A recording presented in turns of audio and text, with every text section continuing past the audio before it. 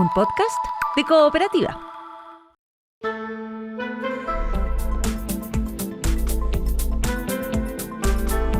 Hola Santiago, hola Chile, hola al mundo que nos sigue a través de cooperativa.cl. Este primer café de viernes 12 de junio lo vamos a compartir con Cristian Monkeberg, vicepresidente de Renovación Nacional, exministro Sexpres, Desarrollo Social, Vivienda, con Nicolás Eizaguirre del PPD, exministro de Hacienda, Educación, Sexpres, con Bettina Horst, directora ejecutiva de Libertad y Desarrollo, y con Ignacio Walker, ex canciller y senador, expresidente de la DC. Bueno, perdón, ahora es, que quede claro, independiente. Con ellos, con ella, entonces, compartiremos este primer café de hoy. Estás escuchando el podcast de El Primer Café, una presentación de cooperativapodcast.cl. Hola, ¿cómo están? Muy buenos días, ¿todo bien? Hola, ¿qué tal, Cecilia?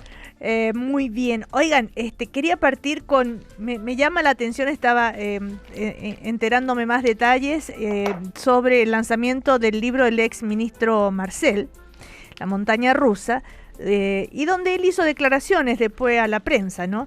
Y no sé si ustedes recuerdan alguna vez esta disputa con, digamos, entre una administración anterior y una nueva respecto a cómo hicieron las cosas, ya sea en materia económica, ahora el problema de la deuda del CAE, en fin, y él tiene otras opiniones, ¿no es cierto? Él, o sea, uno lo lee y no sabe a quién creerle, quién hizo qué, ¿no? E incluso esto ha generado que hasta el propio expresidente Boric entre al debate también. Es este fenómeno así de tanta reproche al anterior, y el anterior que le dice, como dijo Carolina Toaza, de que a usted les toca gobernar ahora. Bueno, sí, podemos ver, tal vez se manejó mal el tema de la deuda del CAE, las cifras que difieren en cuanto a la deuda, que no deuda. Todo eso. Ignacio, políticamente hablando, estas diferencias, digamos, entre un gobierno y otro, ¿cómo se pueden entender? No fue esa la tónica, hasta donde yo recuerdo, Cecilia, digamos, hasta los segundos gobiernos de Bachelet y Piñera. Los presidentes, los gobiernos que asumían, gobernaban. Por supuesto, puede haber una crítica al gobierno anterior. Estamos en la era de la alternancia en el poder, desde el año 2010. Sí. Obviamente, en los 20 años de la concertación, nunca hubo un gobierno que criticara al anterior, porque había una coalición política, la concertación de partidos por la democracia, que logró la elección de 4 presidentes en 20 años. Esto cambió, obviamente, esta tónica del punto de vista de la alternancia en el poder, pero yo nunca he visto una cantidad de improperios, de adjetivos, de acusaciones constitucionales, de descalificaciones de un gobierno entrante a un gobierno saliente, que se explica, creo yo, porque pasamos de un gobierno de una izquierda dura, por así decirlo, Partido Comunista Frente Amplio, presidente Gabriel Boric, a una derecha dura, ¿no es cierto? José Antonio Kast, Partido Republicano, en fin. Entonces, yo me imagino que este es un aspecto de la fragmentación y la polarización. Pero lo que yo quiero resaltar, para terminar este primer comentario, Cecilia, es que lo que estamos viendo en materia de acusación constitucional constituye una degradación de la política. O sea, llevamos 9 acusaciones constitucionales en el gobierno anterior de Gabriel Boric y 8 acusaciones constitucionales desde la izquierda, PC Frente Amplio, en el gobierno de Sebastián Piñera. O sea, 17 acusaciones constitucionales en 8 años. Sí. Esto es una degradación de la política. Entonces tú me preguntas, políticamente, ¿se ha visto algo similar? Yo creo que no.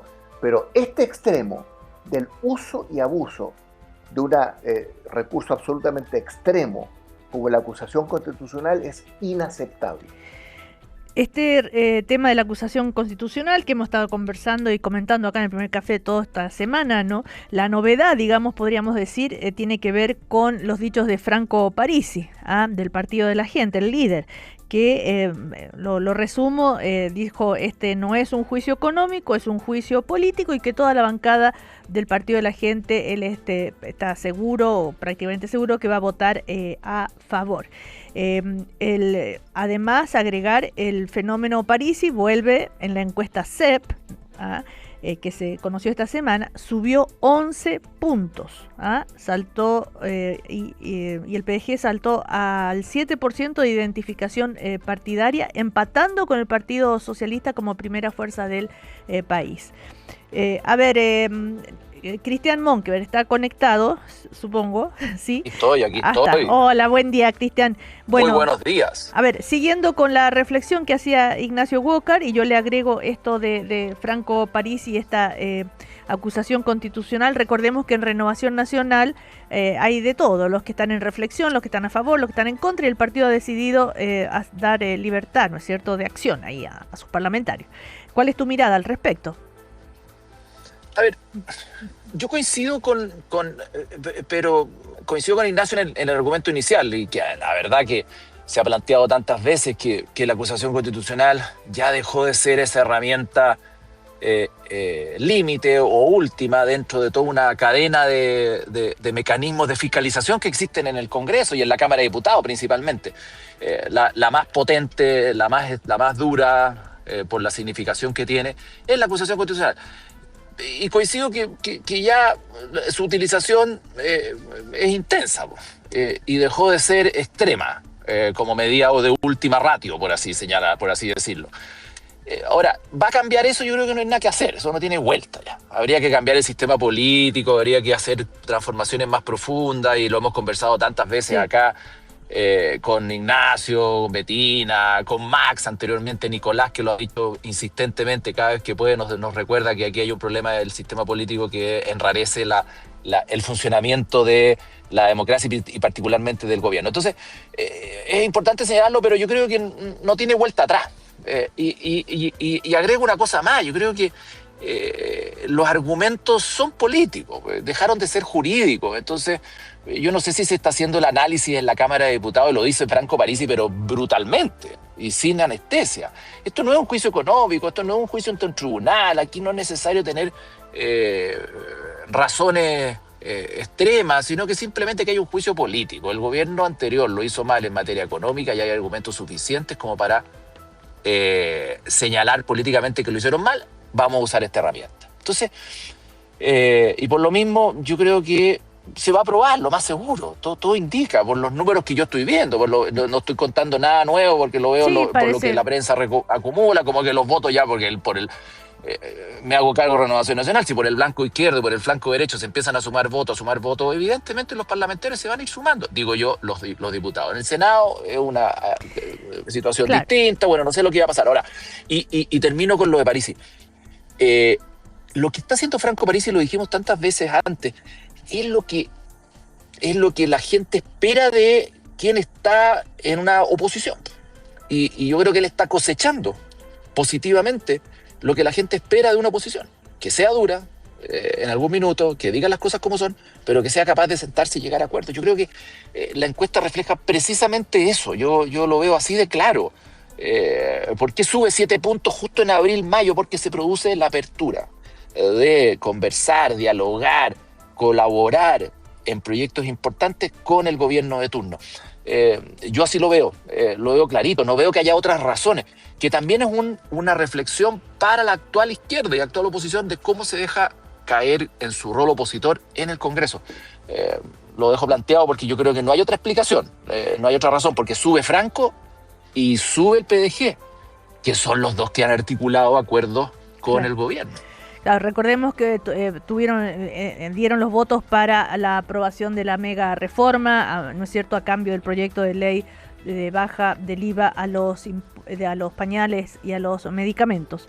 Ahora, solo agrego algunos argumentos de Patricio Zapata. Recordemos, el abogado constitucionalista que va a defender a Nicolás Grau. Él dijo: mi defensa no es de la política fiscal de Boric, es de la institucionalidad de Hacienda. ¿Estaba obligado a hacerle caso al FMI, al Consejo Fiscal Autónomo? No. ¿Le está haciendo caso el actual ministro Jorge Quiroz al Consejo Fiscal Autónomo, al FMI? No. ¿O Mario Marcel? Entonces, no, si una cosa como esta se aprobara, sienta un precedente peligroso en el futuro para ministros de Hacienda. A ver, Nicolás Izaguirre. Bueno, yo estoy muy de acuerdo con el análisis que hace Cristian, pero no estoy de acuerdo con la urgencia que le pone a unos u otros remedios. Porque yo creo que efectivamente esto tiene todo que ver con la crisis de nuestro sistema político. Entonces, creo que lo que dice Parisi lo refleja entero. Yo he dicho ya en este programa, Parisi está haciendo la pega para ser el próximo presidente de la República. Y digamos, obras son amores y no buenas razones. Yo creo que efectivamente nosotros como oposición tenemos que tener una postura constructiva respecto del gobierno del presidente José Antonio Kast. Porque lo que viene ocurriendo es que gobiernos, ¿cierto?, que ganan con una primera vuelta de 25%, tratan de hacer un programa refundacional, terminan en completa minoría, y el gobierno que viene siguiente, para tratar de sacarse los balazos, le echan la culpa al gobierno anterior, y así nos vamos a ir, y cada vez vamos a ir sacando. Ya salió la centro-derecha, salió la centro-izquierda, salió la izquierda más radical, ahora tenemos la derecha más radical, la próxima que nos queda, el único es Parisi, el populismo de centro, que para mi gusto es lo más peligroso de todo. Entonces, lo que nos está ocurriendo, él lo dijo con todas sus palabras, estamos haciendo un juicio político sobre el gobierno anterior. Entonces, si cada gobierno sabe, ya como dentro del sistema político actual, y no es ninguna novedad, llevamos 4 seguidos, el gobierno va a terminar en minoría, todos sus ministros van a ser acusados por el siguiente gobierno para tratar de echarle la culpa al gobierno anterior. Entonces, así no vamos a llegar nunca a solucionar los problemas, porque los problemas, para solucionarse, incluidos los de crecimiento económico, requieren de acuerdos transversales. Ya no tenemos ese mundo de los 90 y los 2000, donde la economía mundial y la globalización volaba y Chile volaba con sus exportaciones. Entendámoslo de una vez por todas. Llevamos 4 gobiernos creciendo al 2%. La única forma de crecer es ponernos de acuerdo. Y si vamos subiendo cada vez más la temperatura y cada vez más los costos de gobernar, esto se va a hacer imposible. A ver, Bettina Horst. A ver, yo creo que acá hay varios temas que se mezclan, ¿no? Uno son las acusaciones constitucionales. Recordemos que en el segundo mandato del presidente Piñera, después del estallido de octubre, hubo una acusación constitucional contra el mismo presidente, que eso ponía bastante en las cuerdas, no solo el sano equilibrio y sana discusión democrática en el Parlamento, sino es que también la institucionalidad y la democracia cuando se busca derrocar al presidente. Entonces, acá lo que uno espera, el llamado, así como el dicho de que esté libre de pecado el que lanza la primera piedra, acá la pregunta es ¿quién va a lanzar la última piedra? ¿No es cierto? ¿Quién le va a poner un coto a esta situación? ¿Qué sector político? Y es muy difícil porque, como bien se planteaba acá, van cambiando las presidencias, van cambiando las coaliciones, pero dado que en el pasado se hizo así, no me critiquen porque también lo hago yo hoy día acá. Ahora, yo creo que en el tema de fondo, respecto de la acusación misma y respecto de echarse la culpa entre unos y otros, a mí me parece que el tono de la actual discusión ha sido más bien sincerar una situación que en materia de empleo es mucho más compleja, una economía que está bastante más estancada, no solo estancada, retrocediendo respecto de lo que se esperaba o anticipaba a la vuelta de enero. El tema fiscal, efectivamente, la situación que se heredó fue peor de la que decían los libros que fueron entregados por la anterior administración. Entonces, yo siento que acá en la discusión no hay que confundirse entre decir esto es una acusación para no hacerse cargo de los problemas o simplemente es una pelea política de quién es el culpable de qué, sino más bien también sincerar una situación para a partir de eso tener un diagnóstico correcto para a partir de ello poder construir las políticas que se requieren para salir adelante. Entonces, cuando de alguna forma se minimiza la discusión respecto de cómo está la situación actual del país, me parece que estamos escondiendo parte de un diagnóstico que es necesario tener presente para poder salir adelante. Ahora, ¿a qué te refieres con que se minimiza?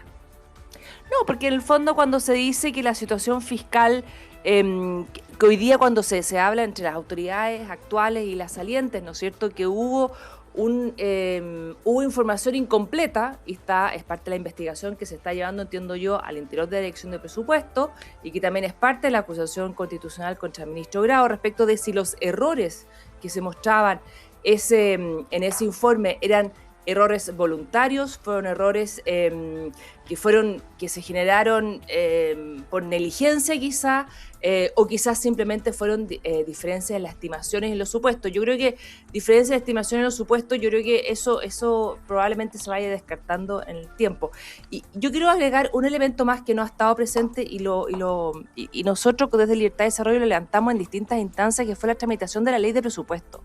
Hubo distintos actores que levantaron el tema de que estaba desfinanciada la ley de presupuesto. La ley de presupuesto estaba mal formulada, tenía errores técnicos que no habíamos visto nunca. Nunca se habían visto la forma que se presentaba la información, que uno también le queda duda, ¿era para esconder una realidad o es simplemente por error técnico? Pero la ley de presupuesto fue mal formulada y lo que se aprobó fue una ley de presupuesto mal formulada con muchos errores. Entonces, hay una responsabilidad acá también de la información que se entrega al Congreso para efectos de avanzar en la discusión legislativa. Se dice, bueno, pero el Congreso aprobó por amplia mayoría, ¿no es cierto?, la ley de presupuesto, claro, pero recordemos que entre el primer y el segundo trámite, muchas de las partidas fueron rechazadas. Y que se le acusó respecto de aquellos que responsablemente levantaron el dedo diciendo, acá estamos engañando porque estamos aprobando algo que no está financiado. Bueno, se le dijo que ustedes son contrarios a los niños en las escuelas, ustedes son contrarios a entregar salud. Entonces, también ahí la discusión política complejiza mucho respecto de aquellas personas que realmente quieren hacer un punto de responsabilidad. Y finalmente todos se terminan sumando y termina aprobada la ley de presupuesto. Pero venía con problemas y con errores graves.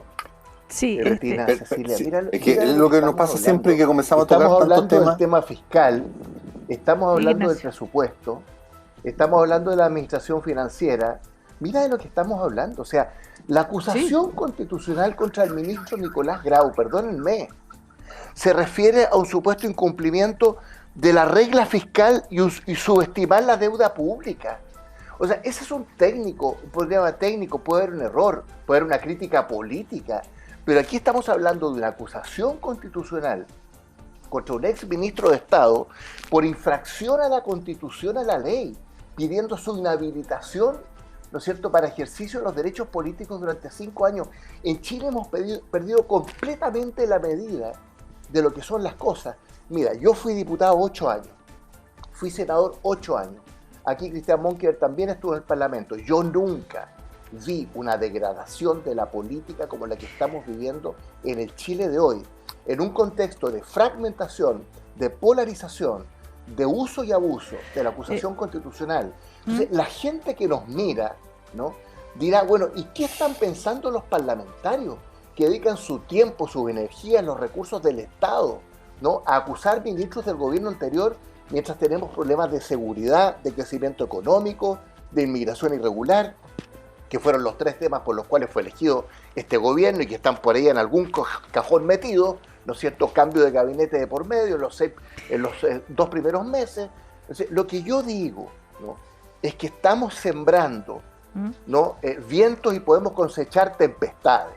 Porque ahora, Nicolás Izaguirre tiene razón, que el desenlace de este tipo de escenarios en los países, y tenemos a América Latina muy cerca, es el populismo, de derecha, de centro o de izquierda.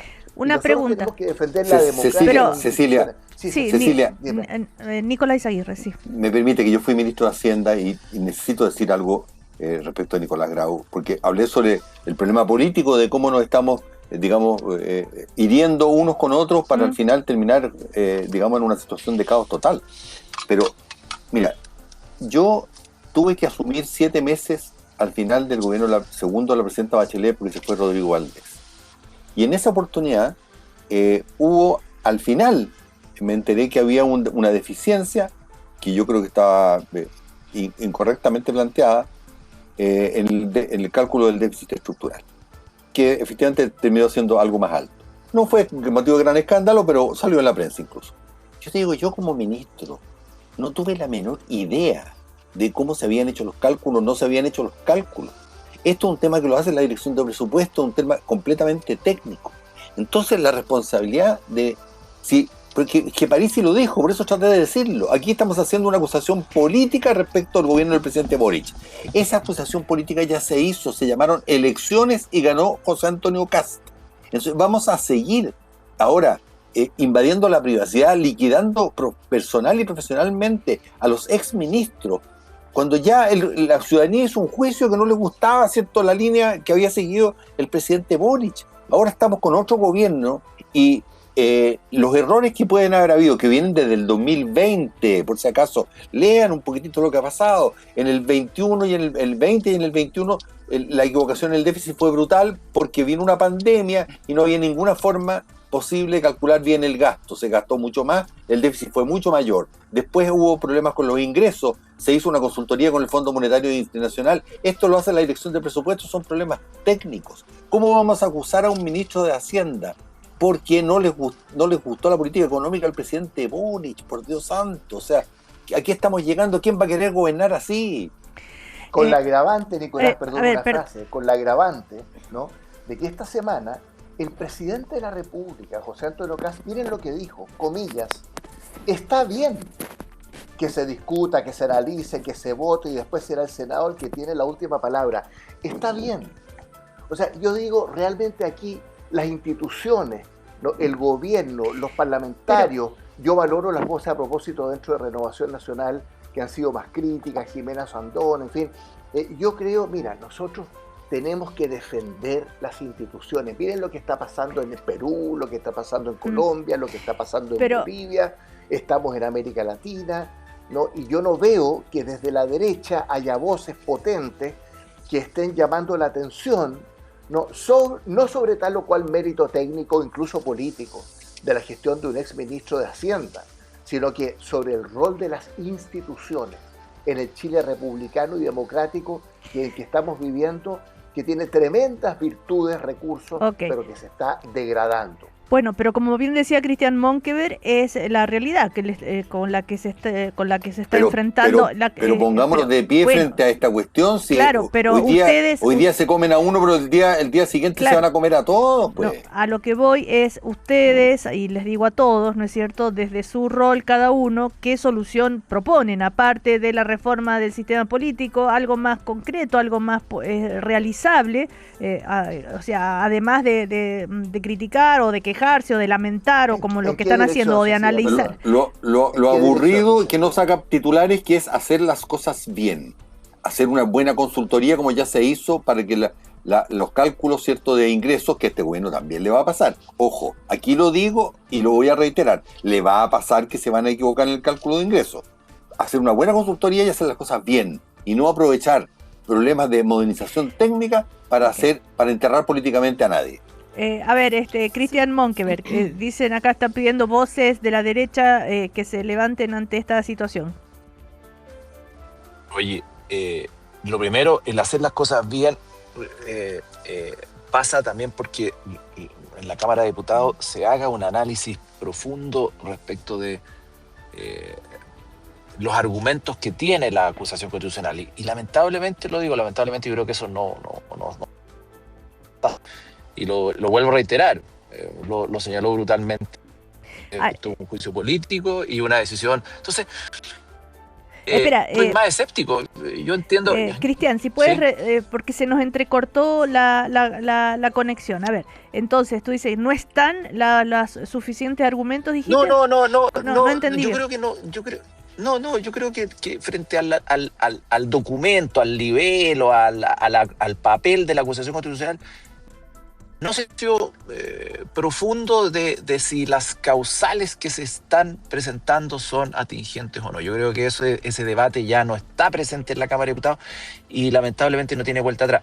Entonces, la primera reflexión es, bueno, a los parlamentarios tratar de estudiar profundamente y tomar el voto en conciencia para producir esa votación. Yo creo que ese primer análisis muy necesario, yo creo que por mucho que lo digamos, yo creo que ya no se produjo porque lo ha señalado, lo dije brutalmente, uso esa palabra, en el sentido de sin ningún pelo en la lengua, simplemente lo dijo Franco Parisi, esto es un juicio político. Entonces, yo veo que, lamentablemente, yo creo que no tiene vuelta atrás, al menos este debate, que va a pasar la cuenta porque el día de mañana los ministros de Hacienda o las ministras de Hacienda, cuando haya alguna, la van a pensar dos veces respecto de la cifra, porque lo que dice Nicolás, que ha estado en 2 oportunidades en ese ministerio,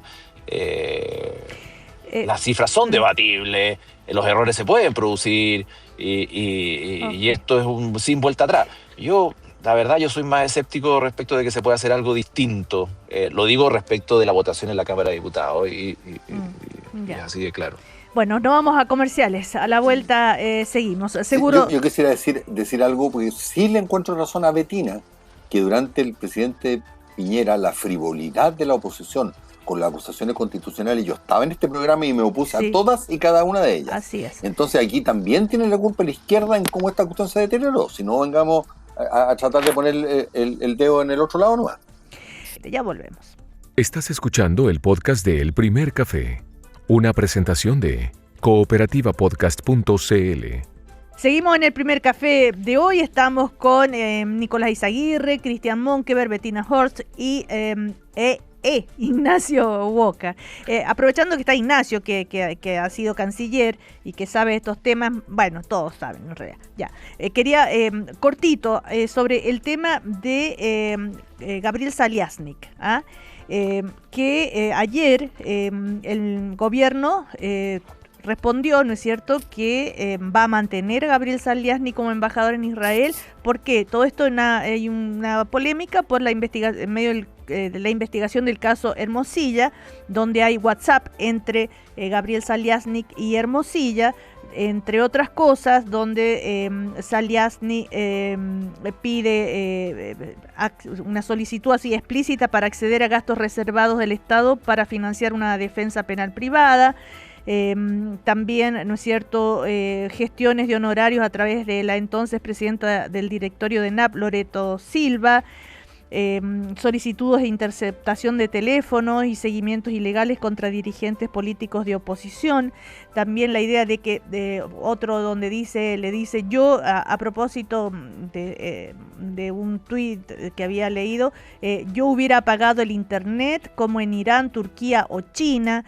En fin, son varios los diálogos que se han conocido de estas a través de los teléfonos. Y esto puso en alerta a los diplomáticos de carrera. La Asociación de Diplomáticos y Diplomáticas observa con preocupación un comunicado hablando sobre que hay que cuidar la confianza del Estado, etcétera, etcétera. A ver, Ignacio, ¿qué te parece este caso?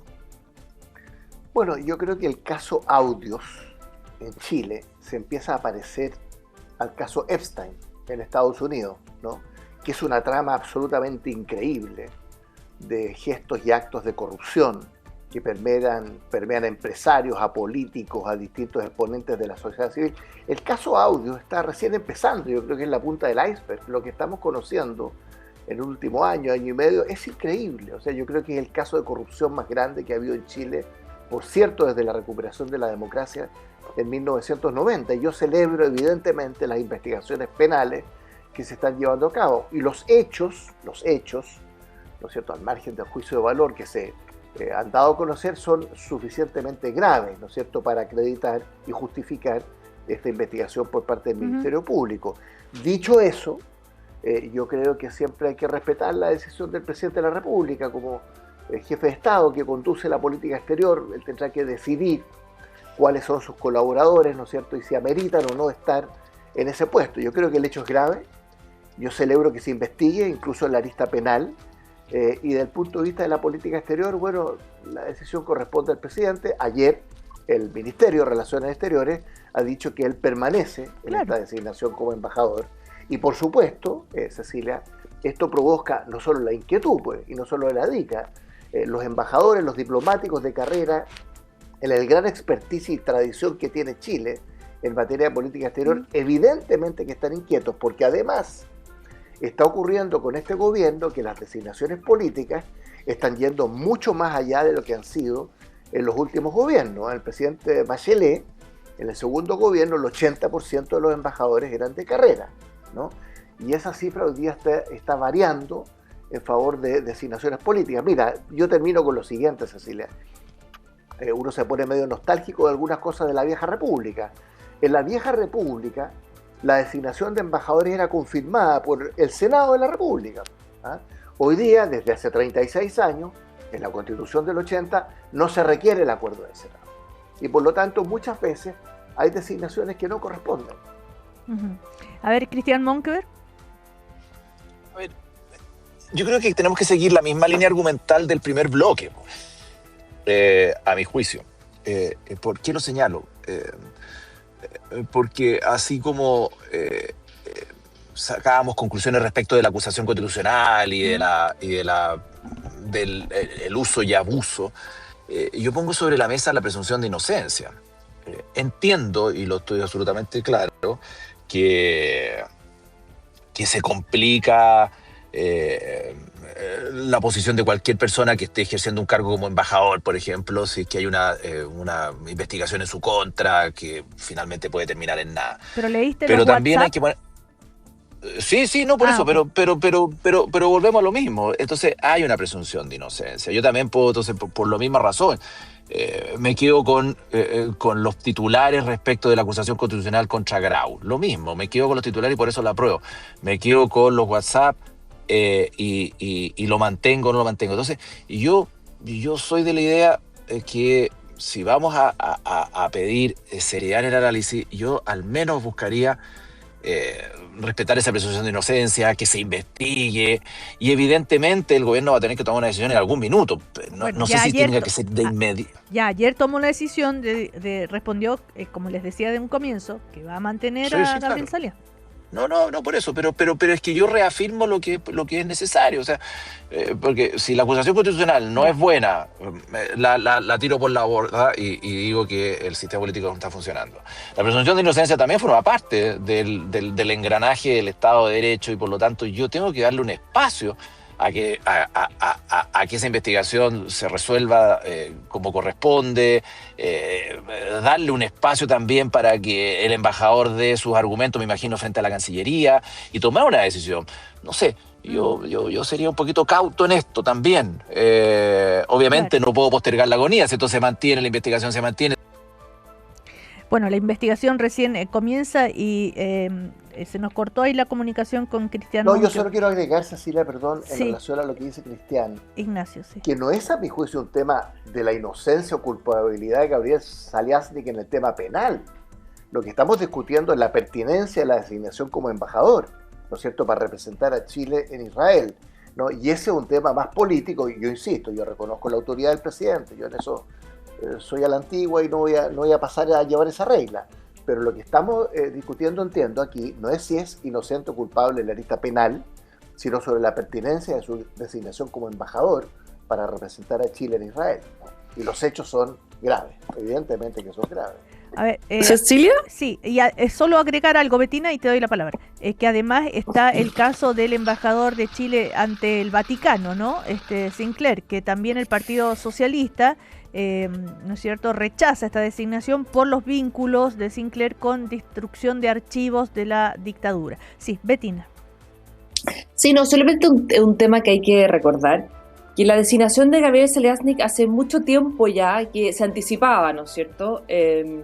Y desde entonces, incluso antes de la nueva información que se tiene asociada al caso Hermosilla, que ahí yo creo que el camino lo tiene que llevar el Poder Judicial, ¿no? Tú dices, bueno, pero los WhatsApp que se dicen, claro, pero no podemos juzgar a una persona a partir de los WhatsApp sin pasar por el Poder Judicial. Por Si no, nos supuesto, por ahorraríamos eso muchos tribunales. claro, se inició la investigación, claro. Así es. Exactamente, y ese tiene que tomar su curso y seguir adelante. Entonces, acá hay un conflicto político que obviamente a partir de esta situación se entregan nuevos antecedentes y se genera una nueva, o se adiciona, ¿no es cierto?, a esta discusión que viene hace mucho tiempo, porque hay sectores que no le gusta la designación de Saliasnik por su relación con la comunidad judía en Chile y en el mundo, y eso venía de mucho antes. Entonces también sinceremos las cartas de cuál es el contexto político en el cual se está discutiendo esto.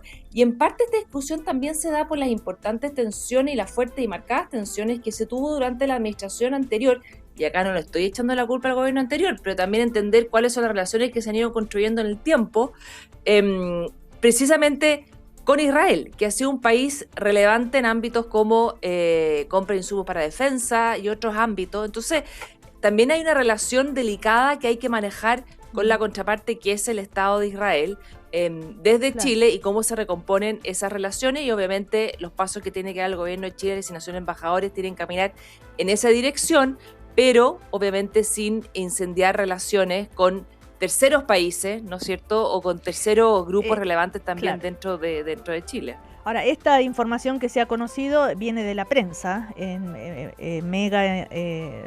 Mega Informa, algo así se llama el reportaje, también de Reportea, de ahí donde sale se publican estos WhatsApp, ¿no?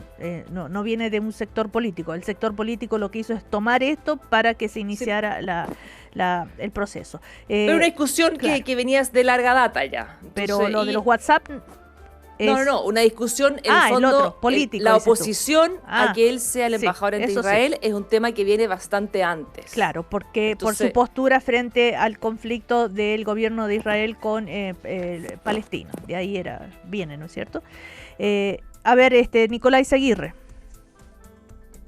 Bueno, fíjate que yo tomo la labor nuestra los viernes acá como la labor de 4 personas que analizamos la coyuntura, las tendencias y tratamos de buscar el bien común, cada uno con el sesgo de sus ideas.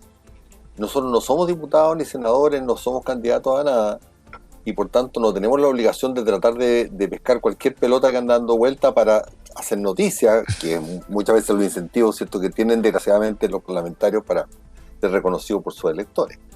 Entonces yo quiero hacer esa clarificación por lo que voy a decir ahora. A mí me parece, yo estoy de acuerdo con Cristian Monquio. La verdad de las cosas es que esto es una prerrogativa del presidente y el presidente juzgará cuando informaciones de prensa y el avance de eventuales juicios transforman a su designación en un pasivo para su gobierno. Yo entiendo que esto va a generar problemas porque obviamente en la medida que hay estas noticias van a salir muchos a cuestionar estas designaciones, pero creo que las designaciones le corresponden al presidente, punto. ¿Pero tú no tienes opinión respecto a los WhatsApp que leíste? Pero yo no soy juez. No, o sea, ya sé, pero puedes comentar, tienes a analizarse como analista.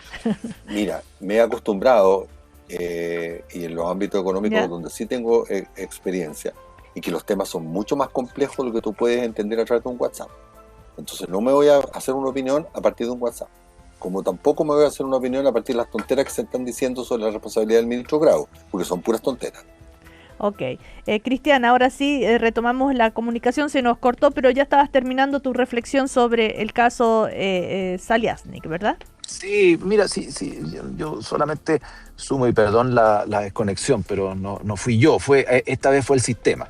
Y no es que me haya muteado. No. Pues seguro que ya tenéis mala fama ya. Ya no, sí lo tengo claro, pero es que a veces es bueno mutearse, para no ser esclavo de sus palabras uno. Pero como dice Nicolás, aquí nadie lleva vela en el entierro, y mira, yo pongo el ejemplo de Claudio Rego. Claudio Rego lo condenaron, le faltó poco para condenarlo en vida, y termina con un fallo 24-0 en la Corte de Apelaciones, condenada en costa a la Fiscalía. Hoy día miro las encuestas, una persona muy bien evaluada, en fin, a partir de una investigación que era muy necesaria, no estoy diciendo nada de lo contrario, pero la investigación terminó en lo que terminó. Y todos lo sabemos. Entonces,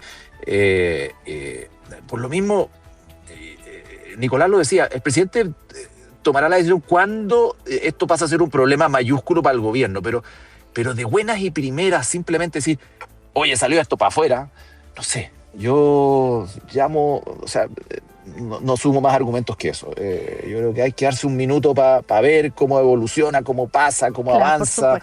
En fin, eso. Ya. Ok, a propósito de Claudio Rego, ¿verdad? Nunca lo hemos comentado, ¿no? Eso fue, como él dijo, lo pasó muy, muy, muy mal, y tal vez ahora no se ha difundido tanto como se difundió en ese momento los supuestos delitos que habría cometido, cohecho, etcétera, y ahora que se demuestra que no había nada, se ha dicho poco. Recordemos, ahora, Cristian Monkeberg, ¿tú nunca opinaste contra Claudio Rego o te sumaste a a los cuestionamientos tan duros que se hacían contra él desde la derecha? No tengo recuerdo. No Ya. tengo recuerdo de haberlo hecho. Ya. Porque no tengo. A lo mejor Pero el es algo por ahí, ejemplo no que da creo. Cristian de Claudio Rego No es creo, muy bueno y muy sí, o sea, pertinente, porque la verdad es que es un servidor público de excepción, que tiene una trayectoria Claro. impecable, ¿no? Que tiene una formación ética y de todo tipo, ¿no es cierto?, muy, muy notable, y todo ha sido desvanecido. Los tribunales han Si no sido quedó en nada. unánimes y categóricos, ¿ah? Y se condenó en costas, Cristian, no a la fiscalía, sino que al fiscal, como persona. Peor todavía. Una cosa Claro. inédita, o sea, imagínense hasta el punto en que se puede abusar también de una investigación penal. Entonces, lo de la presunción de inocencia yo lo hago mío aquí, el argumento que se ha hecho. Y el punto de vista del mundo político, los servidores de excepción, como Claudio Rego, bueno, que sirvan de ejemplo, ¿no?, para ver hasta dónde se puede llegar en términos de enlodar, o tratar de enlodar, porque afortunadamente no lo han logrado, el prestigio de una persona de ese talante, ¿no?, de esa trayectoria, de esa condición política realmente excepcional. Es un muy buen ejemplo el que da. Además, Cecilia, lo que tú Sí. le preguntabas a Cristian, nosotros tampoco somos los príncipes o princesas de la ecuanimidad. De repente nos picoteamos y decimos lecera. Sí, no hay duda alguna. No. Por muy viernes que No. sea. Claro. Pero yo creo que el rol que nos corresponde es tratar de poner la pelota en el piso, porque sabes que siempre la presidenta Bachelet decía, siempre las cosas pueden estar peor. O sea, este país va cuesta abajo en la rodada en materia de nuestra convivencia nacional. La otra vez conversábamos de Perú, mira lo que es eso. Y la gente decía, bueno, pero no importa, la economía crece igual. Crece porque tiene $15.000 per cápita. Pero si Perú estuviera donde estamos nosotros, estaría cuesta abajo en la rodada. Nosotros no nos podemos dar el lujo de deteriorar la política, no nos podemos. Y hay que decirlo bien a bien, aunque uno sea fome y latero. Eso sí, es verdad. Muy bien, Nicolás, muy bien. Nos Fome, interpretas, yo creo, a todos. fome y latero, tal cual. No, lo que pasa es que la ciudadanía también dice, bueno, sí, son muy bonitas las palabras, pero también piden, sienten que a veces no se hace justicia, que mucha impunidad a muchos casos. Bueno, entonces también ahí está, hay que sintonizar también con lo que la ciudadanía espera. Pero así como hay impunidad, hay denuncias frívolas y hay Así intentos es. políticos por liquidar la imagen de personas por intereses meramente políticos. Entonces hay que ser ecuánime. Ahora, a propósito de Perú, Keiko le saca 1.500 votos de ventaja a Sánchez. Ahí vamos a ver qué pasa, está ahí, voto a voto. Y a propósito... Pero mira, Cecilia, sí, sobre Perú, me Ignacio. permite una frase, Sí. porque Perú es el dolor de cabeza de los cientistas políticos. ¿En qué sentido? Toda la ciencia política, la Después de ciencia Argentina, económica- después de Argentina. ¿Ah? ¿Qué? Después de Argentina. Sí, bueno. Bueno, toda la ciencia política, incluso la ciencia económica, la ciencia social en los últimos 30 años, siempre han apostado a la primacía de las instituciones y sobre todo las instituciones políticas. Bueno, Nicolás sabe, Douglas North, Robinson, Acemoglu, Johnson, premios Nobel de economía que han dicho, mira, las instituciones y las instituciones políticas son lo que importan. Bueno, ¿por qué es un dolor de cabeza? Porque Perú lleva 8 presidentes en 10 años, o sea, una tremenda inestabilidad política, pero Julio Valerde lleva 20 años de presidente del Banco Central con una continuidad en la política económica, ¿no? Entonces, la pregunta es, ¿puede haber cuerdas separadas? O sea, que por un lado va la economía, las políticas económicas, la autonomía del Banco Central, y por otro lado el descrédito, la inestabilidad, la fragmentación de la política. Yo creo que no. Y lo No, que está viviendo a la larga hoy día no. el Perú, a la larga no. Y lo que está viviendo el Perú hoy día, claro, imagínense, un triunfo por 1.000 votos, 0, algo. Bueno, la situación es realmente muy, muy compleja entre Keiko Fujimori, Fuerza Popular, y Roberto Sánchez, Juntos por el Oye, Perú, pero, aparece Cecilia. ahí por los palos, termino. Cecilia. Aparece por los palos el Partido del Buen Gobierno. Ojo, muy interesante lo que está ocurriendo ahí. Sí. A ver, sí, Cecilia. Cristian, sí. No, lo que pasa es que continuando sobre ese análisis, pero Perú saca lecciones. Entiendo, Ignacio, yo creo que tú nos puedes ayudar, porque, bueno, Perú tiene un sistema unicameral hace un buen tiempo y era muy responsable eso de muchos de los problemas y de tener 8 presidentes, porque era muy fácil sacar a un presidente con una causal que era como incapacidad. y por lo tanto quedaba abierto, y la incapacidad podía ser de cualquier tipo. Pero entiendo que ahora restituyeron y restablecieron y volvieron a tener el Senado. Sí, claro, sí. Precisamente para Muy impedir importante. situaciones como esta. Entonces, hicieron su proceso de reflexión y de búsqueda de alguna solución a su sistema político. Y yo creo que es bien transformador volver a instalar el Senado en un país que lo eliminó y que lo ninguneó. En fin, precisamente para producir un efecto más moderador. Da cuenta de que hay esperanza Tienes también. toda la razón, Cristian, pero dado que tuvimos Nicolás. esta cuestión hace unos años atrás, bicameralismo es fundamental cuando hay presidencialismo, pero eso no significa que tú no puedas tener una cámara más importante que la otra cuando hay gobiernos parlamentarios. Ojo, a mí ver, eso es lo que me gusta. Betina, que no ha opinado desde que salió el tema Claudio Rego hasta ahora. Sí, no, acá mis tres compañeros Sí. de panel se están llevando la pelota para la casa. Así es. En términos futboleros. No, pero yo quiero Perdón, Betina. Culpa mía, el complementar árbitro estuvo mal también. Ya, vamos. No, está bien. Yo quiero complementar algo que se ha estado diciendo respecto también de la economía peruana. ¿Y por qué la economía peruana, a pesar de todos los 9 presidentes que ha tenido en los últimos 10 años, ¿no es cierto? Y la inestabilidad política y cancelaciones del Congreso, disoluciones del Congreso, o sea, esto va mucho más allá de la presidencial, es un país que sigue creciendo.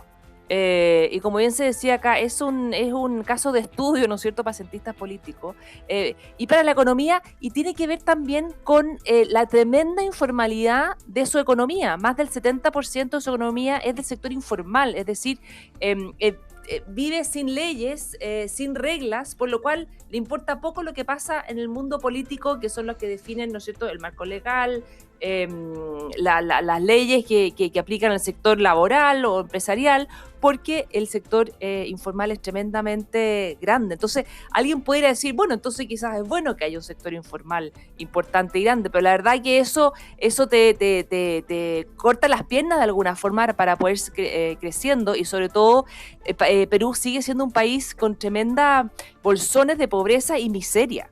Un nivel de miseria que en Chile hace muchos años dejamos de ver. Es cierto que Chile todavía tiene importantes bolsones de pobreza y una clase media que en muchos casos muy, muy apretada, ¿no? Pero no tenemos esa miseria que todavía está presente en Perú. Y además, recordemos que en las últimas décadas, como se ha visto, sobre todo los sectores informales de la economía son caldo cultivo para la llegada del narcotráfico y del crimen organizado, sobre todo. Así es. Entonces, la minería ilegal, el comercio ilegal que se ve en Perú y que de alguna forma es validado y se mira para el lado, es una base para un problema que va instalándose y avanzando mucho más allá, por lo cual ojalá que Perú salga adelante con instituciones fuertes y logre recuperar esa formalidad y ese orden que se requiere para efectivamente en el largo plazo poder salir adelante y terminar con la miseria y con la pobreza con la que se vive en ese país. Hay una auditora que me dice, de acuerdo con el comentario. una auditora que me escribe, me dice, yo soy peruana, dice que sigue creciendo justamente por la informalidad, pero también hace una reflexión que la comentamos a la vuelta de comerciales, ya en el último bloque.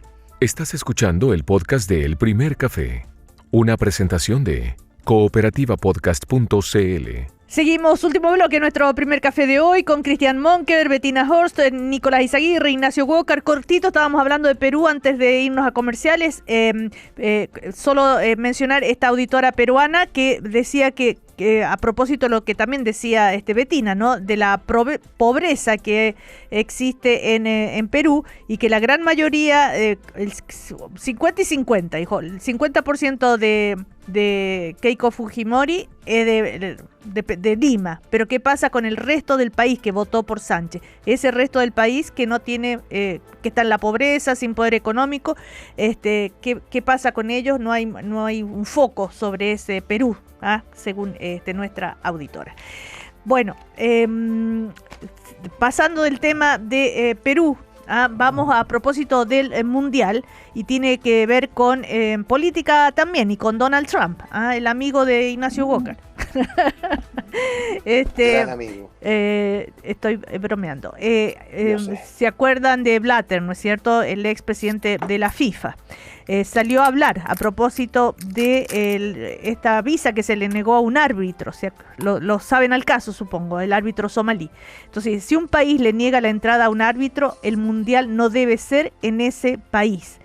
que no puede ser que Donald Trump haya hecho eso, que la FIFA no puede aceptarlo, y hay muchos otros casos más que están ocurriendo con el tema de la visa, la selección de Irán, todo eso. Acá el Mundial de Fútbol, para ponernos a tono con lo que está pasando, también genera una vez más una reflexión sobre el gobierno de Donald Trump, Ignacio. ¿Cómo trató Donald J. Trump a los somalíes en Estados Unidos? ¿Cómo se refirió despectivamente a ellos? Que el IQ que tenían era muy inferior a lo que se pensaba. En fin, realmente se solazó en una crítica realmente inhumana, ¿no?, a los somalíes inmigrantes en Estados Unidos. Mira, la era Trump será recordada como un punto de inflexión desde el punto de vista de cuestionar los más importantes avances civilizatorios de la humanidad en los últimos 80 años. Donald Trump es una persona que no solo es un peligro para la democracia, recordemos el 6 de enero, ¿no es cierto?, del año 2020, sí, cuando él llama a sus seguidores a tomarse el Capitolio, a tomarse el Congreso, 4 investigaciones criminales contra él, entre las cuales participó Liz Cheney, uno de mis ídolos en Estados Unidos, republicana, conservadora, que dijo que este era un acto de insurrección, ¿perdón? Hija de Dick Cheney. Hija de Dick Cheney, pero yo me quedo con ella, no con el papá. Sí, por supuesto, por supuesto. Bueno, en todo caso quiero decir, lo que estamos viendo en Estados Unidos con el presidente Trump, que se ha apoderado del Partido Republicano, el partido de Abraham Lincoln. Lincoln creó el Partido Republicano. Tuvo una historia, Ronald Reagan, incluso uno podrá tener diferencias. Entonces, lo que está haciendo Trump en Estados Unidos es realmente algo que va contra esta conquista civilizatoria de la humanidad. ¿Quién le paró el carro a Trump? El Papa León XIV. Sí. Cuando Trump amenazó con destruir una civilización de 4.000 años en una noche. Y León XIV, que ayer estaba hablando sobre las migraciones en las Canarias, en España, increíble la visita en España. Mi último podcast, perdón el aviso, Cecilia, se llama Un león que ruge desde el Vaticano, que fue dado a conocer ayer, ¿no? Porque realmente León XIV dijo esto es inaceptable. No se puede hablar así de una civilización. Inaceptable, dijo, no solo desde el punto de vista del derecho internacional, sino que de la moral. Entonces, lo que estamos viendo con Donald Trump es algo realmente muy, muy lamentable para estas conquistas civilizatorias de la humanidad, y lo de los somalíes, el árbitro, los inmigrantes, sí, y todo lo que vemos día a día, ¿no es cierto?, confirma esta situación lamentable. Pero es interesante porque algo que podría ser política exterior, no sé, se aterriza en algo tan masivo como un mundial de fútbol. Ni el fútbol se salva. Claro, dice, ¿qué dijo Joseph Blatter? Si un país le niega la entrada a un árbitro es un problema grave y el mundial no debería celebrarse en ese país, y critica a Infantino, el actual presidente de la FIFA, porque se debería demostrar que es más fuerte, que la FIFA es más fuerte que su buen amigo en la Casa Blanca. Cuando uno empieza a dejarse controlar por la política es malo, las federaciones también deben protestar. Bueno, hay el mundo del fútbol y la política y los negocios es también bien turbio, por decirlo menos. Pero Estados Unidos no es Trump, Cecilia, perdón, una última frase. Estados Unidos no es Trump, ¿no? Así que no le regalemos a Estados Unidos a Trump. Estados Unidos tiene derecho a ser sede de un mundial, como Canadá, como México. Estados Unidos no es Trump, afortunadamente. Claro, pero ¿Cecilia? Sí. Y va a perder las midterm elections. Dale, las va a perder. Tú, no yo. Ya, Betina. ¿Cecilia? Sí, no, es que yo creo que la discusión que estamos teniendo, más allá de algunas diferencias que podemos tener, de nuevo la importancia, y lo conecto con lo que hablábamos de Perú, la importancia de las instituciones, ¿no es cierto? Porque vemos que los pesos y los contrapesos dentro de una institucionalidad fuerte ayuda precisamente a ponerle coto o a ponerle límite a lo que puede hacer un presidente en un determinado momento. Entonces yo creo que esto también es un llamado a atención de cómo hay que fortalecer las instituciones, cómo nos juega en contra cuando en forma irresponsable, desde distintos sectores políticos, acá no le estoy poniendo color político, se buscan degradar las instituciones y se afecta el clima político y se denosta también la discusión política. Entonces yo creo que también es un tema que hay que tener siempre presente, de que precisamente para liderazgo puntuales que pueden ser poco convencionales, por decir de una forma, es importante que el resto del engranaje institucional también le ponga coto a ello. Y hemos visto cómo en los mundiales de fútbol o los eventos deportivos importantes muchas veces se mezclan con la política. Lo vimos también el día de ayer con la inauguración del Mundial en México, ¿no es cierto? La ausencia de la Presidenta de la República de ese país, que tampoco fue, que también es algo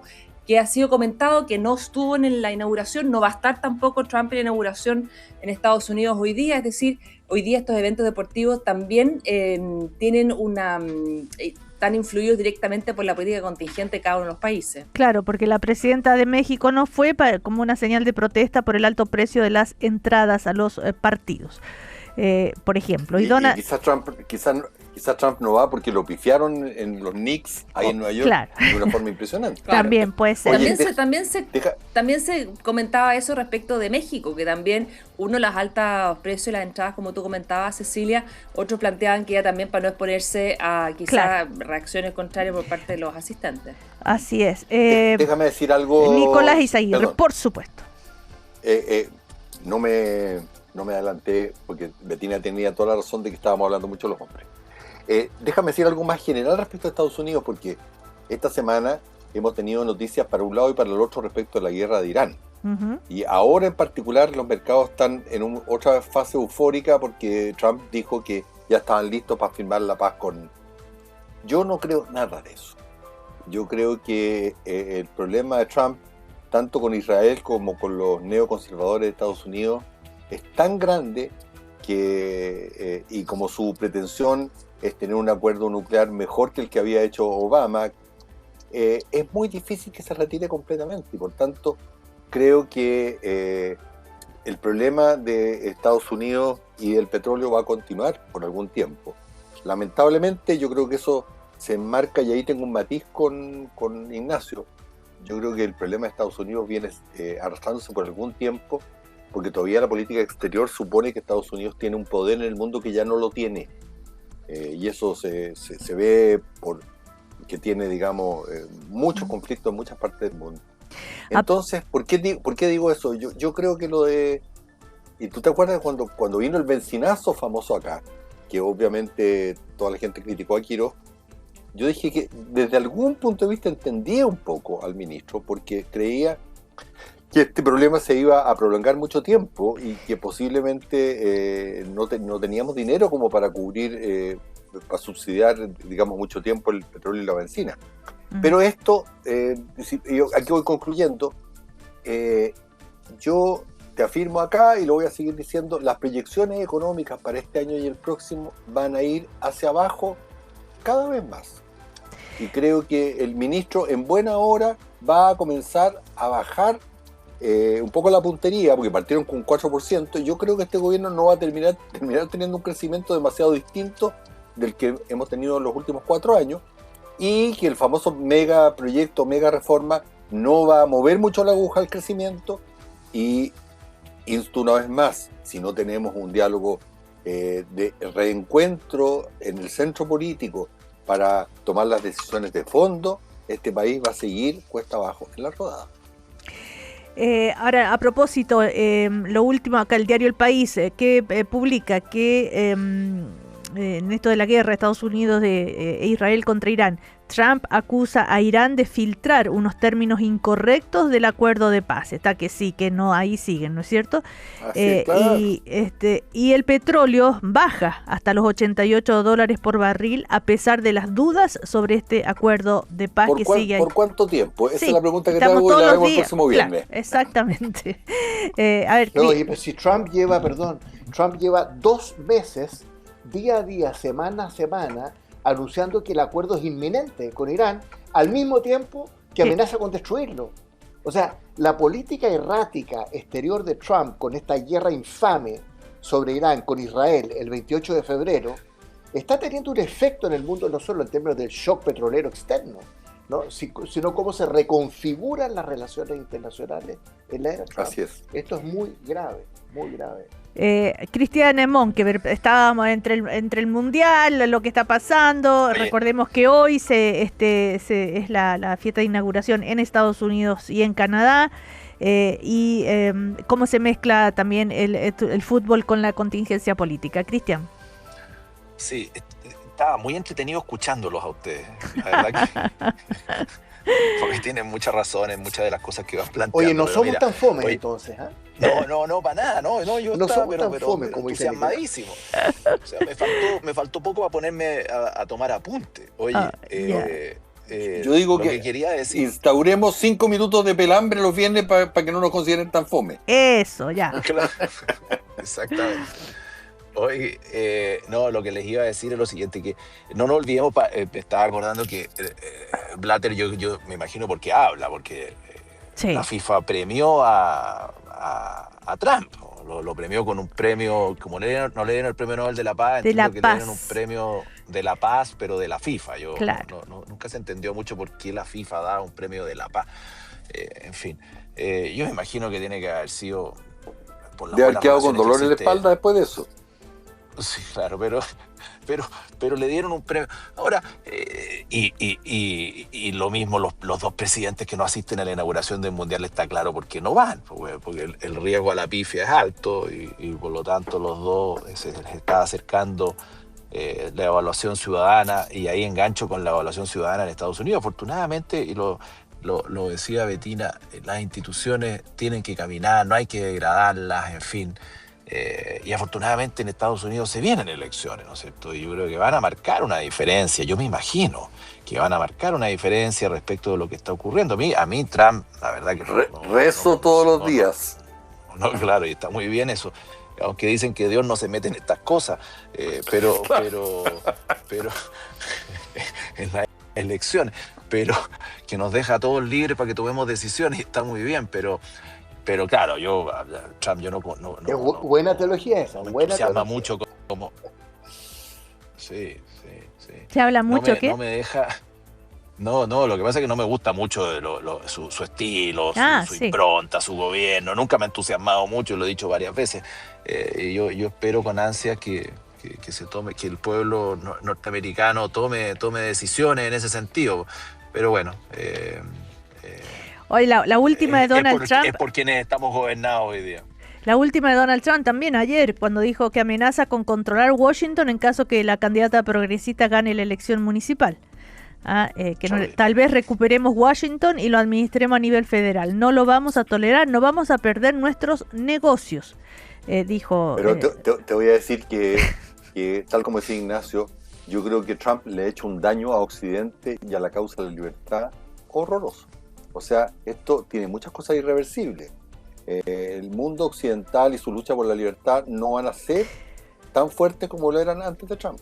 Oigan, a propósito del podcast de Ignacio Walker, la figura del Papa León XIV, en medio de todo este clima y de todo lo que estamos hablando todos los días, aparece como una luz ahí, ¿no? En un túnel. Total. Yo les recomiendo, Cecilia, ver la inauguración de la Basílica de Gaudí en Barcelona.